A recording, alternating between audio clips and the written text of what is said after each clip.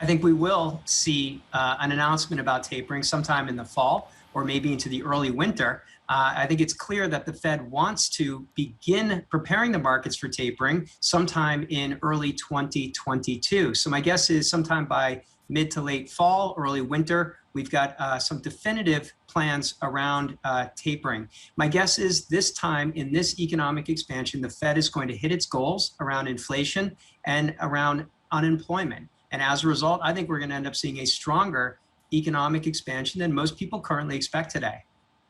Would that move the markets to the downside, or the markets are prepared for it? You know, the known devil out there is being priced in slowly and steadily. Yeah, well, when you look at what the market is pricing in, it's interesting. In order to think about what the market's pricing in, you've got to look at the yield on the 10-year Treasury bond, and then you also have to consider inflation expectations.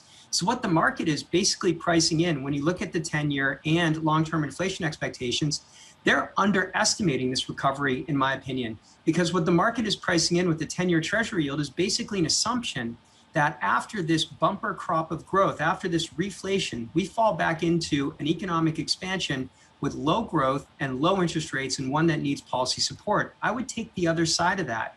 I think the US economy is very close to escape velocity, which means that we'll be able to create a self-sustaining expansion that pushes long-term rates and ultimately inflation higher. So some of the inflation that Chairman Powell is talking about today, I think ends up being stickier rather than as transient as they believe.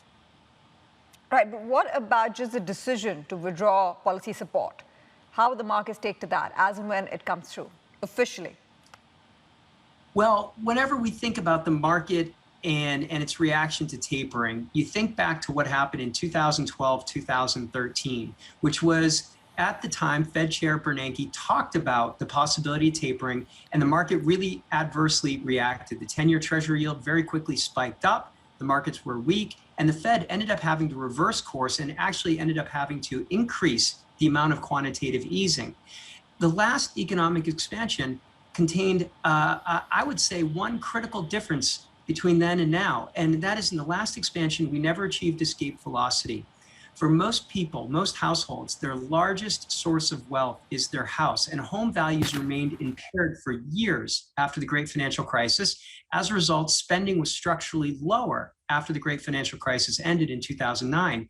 This time around, home prices are hitting all-time highs, stocks are hitting all-time highs, income and savings are at records as well. So I think that allows the escape velocity, which means the market should react better to tapering. It's a positive endorsement that we're at a good spot in economic expansion.